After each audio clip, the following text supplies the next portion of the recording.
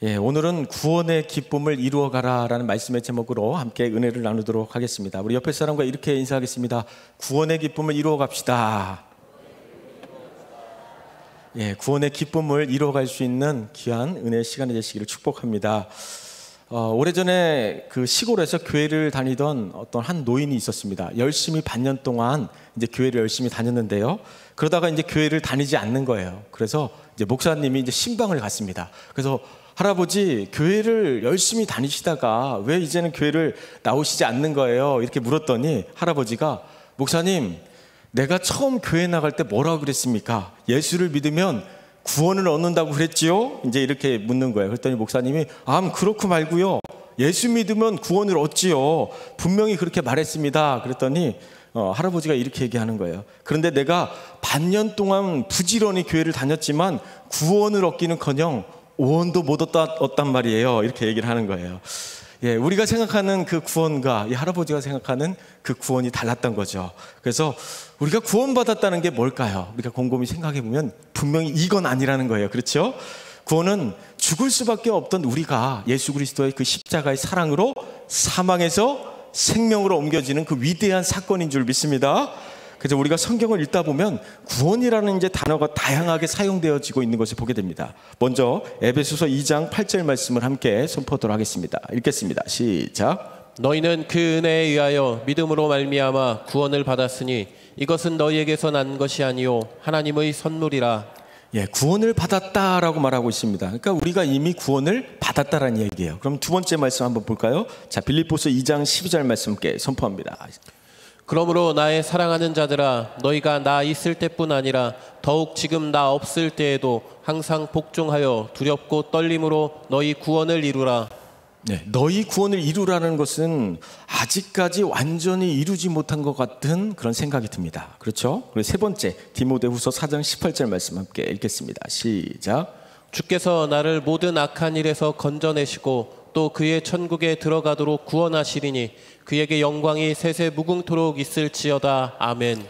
보니까 이제 구원하시리니라고 말하고 있잖아요. 그래서 이제 마치 구원이란 미래에 이루어질 것처럼 이런 생각이 듭니다. 그래서 이제 구원을 얻었다는 말이 옳은 건지, 이루라는 말이 옳은 건지, 아니면 구원을 하시리가 옳은 건지 헷갈릴 때가 있다는 거죠. 그런데 구원에는 세 가지 측면이 있습니다. 첫 번째는 이미 이루어진 그런 구원을 말합니다. 이것을 칭의라고 말하고요. 두 번째는 현재 이루어가고 있는 구원을 성화라고 말합니다. 그리고 세 번째는 미래 앞으로 이루어질 구원을 영화라고 합니다. 즉 구원이라는 것은 이미 이루어진 것이고 우리가 이뤄가야 하는 것이고 앞으로도 이루어질 것이라는 거예요. 이렇게 세 가지 측면에서 구원을 바라볼 수 있다는 겁니다.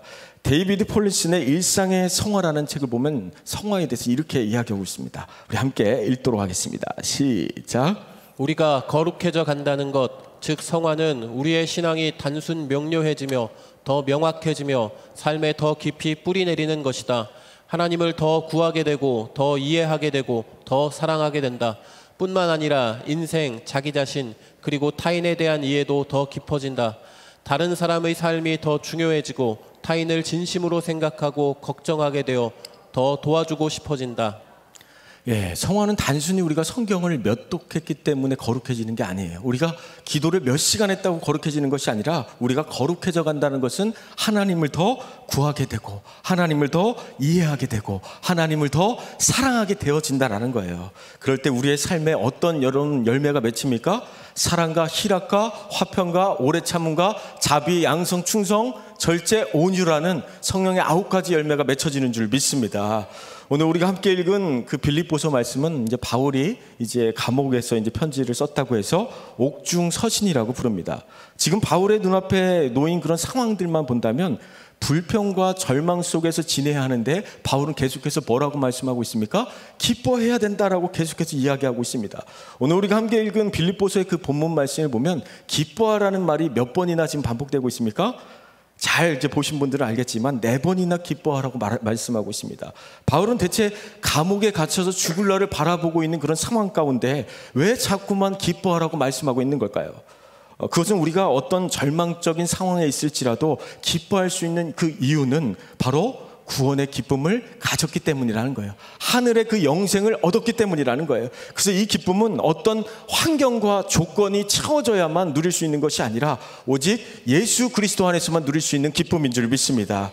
그래서 우리가 어떤 사람들입니까? 기쁨 소식을 전하는 자들이라는 거예요. 그래서 예수 그리스도 안에서만 누릴 수 있는 그 기쁨의 소식들을 증거할 수 있는 그런 생명의 도구들이 되시기를 축복합니다. 그래서 우리는 다른 것은 다 포기하더라도 바로 이 구원의 기쁨만은 포기할 수 없다라는 거예요. 바로 이것이 우리 삶의 최고의 기쁨인 줄 믿습니다.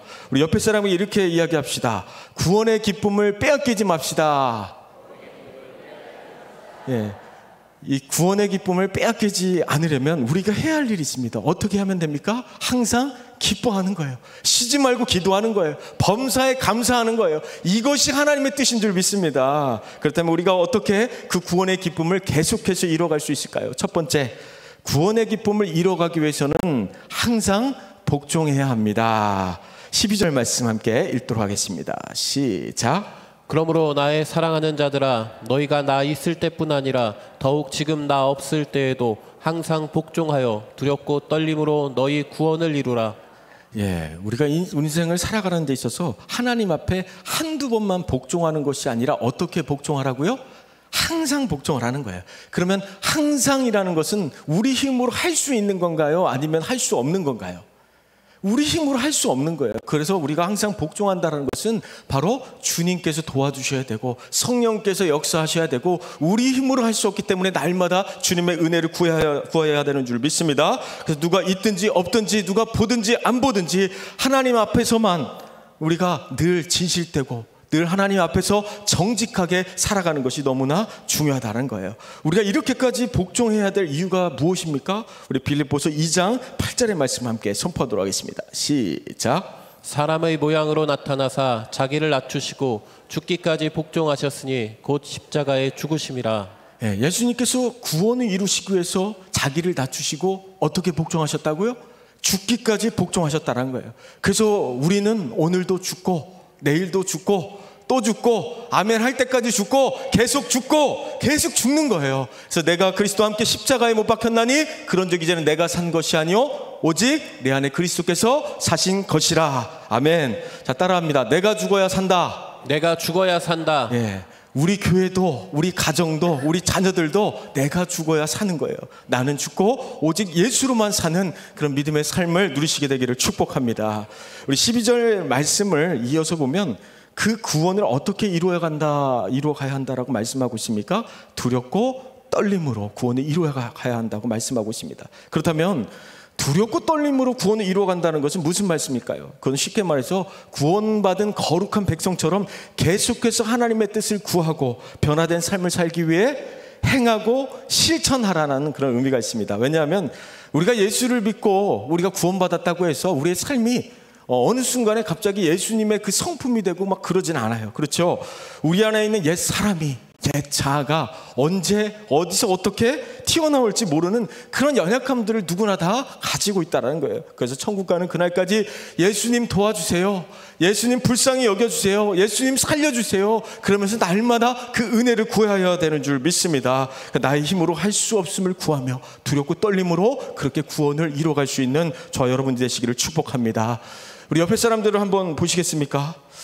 예, 뭐가 보이시나요? 오늘 새벽에 부른 우리 찬양의 그 가사처럼 예수가 보이시지 않습니까? 예, 우리가 예배하는 모습 속에서, 우리가 찬양하는 그런 모습 속에서, 우리가 기도하는 그런 모습 속에서 예수가 보이기를 축복합니다. 우리의 삶의 모든 현장에 예수가 보이는 그 삶이 되시기를 축복합니다.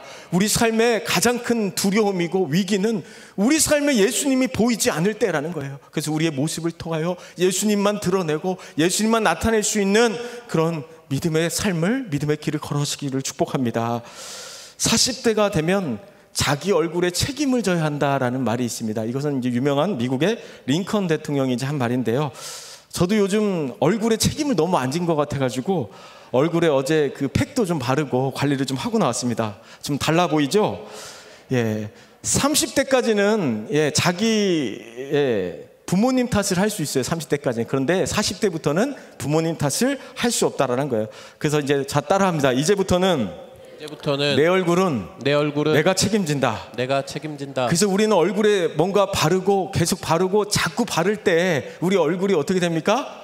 환하게 빛나는 거잖아요. 얼굴도 촉촉해지는 거예요. 우리의 신앙도 마찬가지라는 거예요. 우리의 신앙도 성령으로 바르고 말씀으로 바르고 기도로 바르고 날마다 예수 그리스도의 보혈로 바를 때 우리의 신앙이 아름답게 세워져 가는 줄 믿습니다.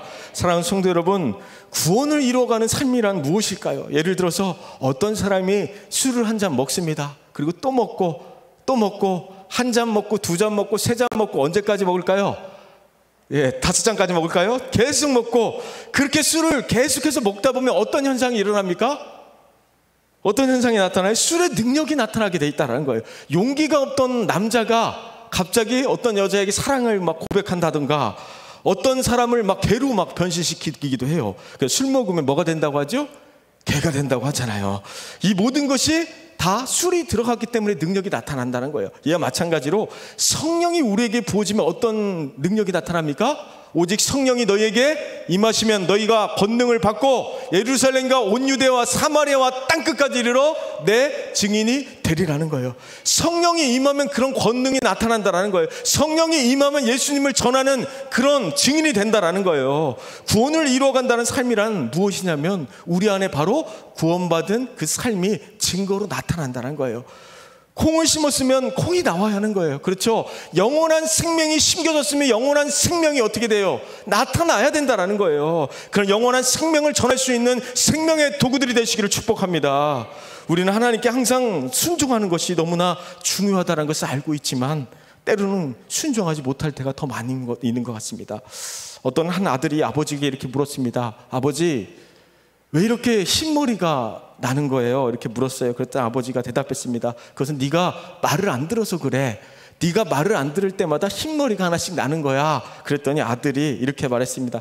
그럼 아빠는 엄청 말을 안 들었겠네요? 아니 왜? 그랬더니 할아버지는 온통 흰머리뿐이잖아요. 이렇게 얘기했다고 해요. 저도 이런 생각을 해봤습니다. 하나님이 만약에 우리 앞에 나타난다면 어떤 모습일까? 아마도 우리 하나님은 검정색일까요? 흰머리가 많을까요? 어떤 분들은 검정색이 많을 것이고 어떤 분들은 흰머리가 많을 거예요. 그렇죠?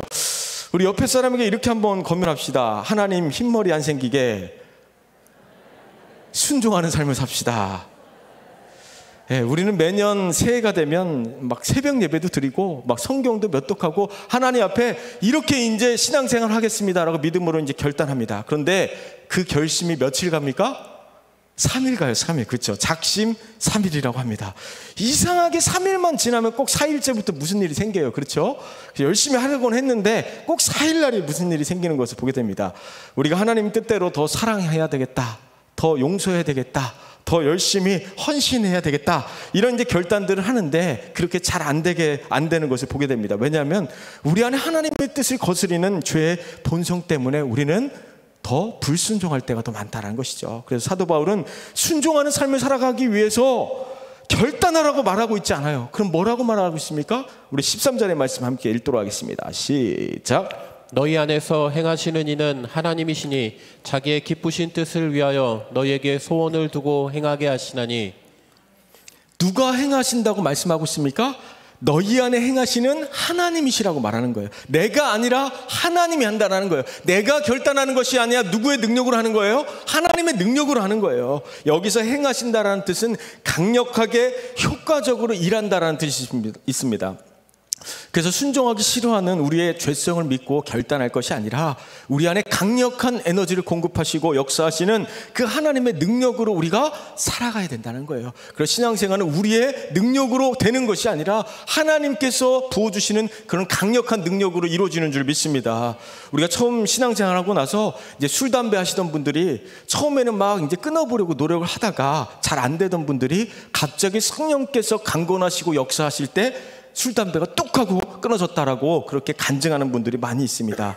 그것은 우리의 결단만으로 할 수 없는 일들이 하나님의 그 강력한 공급하심으로 말미암아 그 일들을 가능케 하신다는 거예요. 그래서 우리는 할 수 없지만 내 안에서 역사하신 하나님은 하실 수 있습니다. 우리가 볼 때 불가능한 일이라 할지라도 하나님께서 강력한 에너지를 공급하시고 능력으로 역사하신다면 불가능한 일이라 할지라도 하나님께서 강력하게 그 기도의 제목들대로 응답하여 주실 줄 믿습니다. 빌립보서 4장 13절의 말씀 함께 선포하도록 하겠습니다. 시작. 내게 능력 주시는 자 안에서 내가 모든 것을 할 수 있느니라. 내게 능력 주시는 자 안에서 내가 모든 것을 여러분 할 수 있습니까? 아멘. 내가 아니에요. 내게 능력 주시는 자 안에서 우리가 모든 것을 할 수 있다라는 그 믿음의 고백이 있게 되기를 축복합니다. 사랑하는 성도 여러분, 순종하는 삶을 살고 싶으십니까? 그렇다면 우리 안에 행하시고 그 일하시는 그 하나님 앞에 항상 순종함으로 그렇게 나아가시기를 축복합니다. 불가능한 일을 행하시는 하나님께서 오늘 우리 교회와 가정과 일터 가운데 강력한 그 성령의 능력으로 우리의 삶을 이끌어 가실 줄 믿습니다. 그럴 때 치유와 회복과 죽어가는 영혼들이 살아나는 그런 부흥의 역사가 우리 교회와 가정과 우리 삶의 일터에 온전히 부어지게 되기를 축복합니다.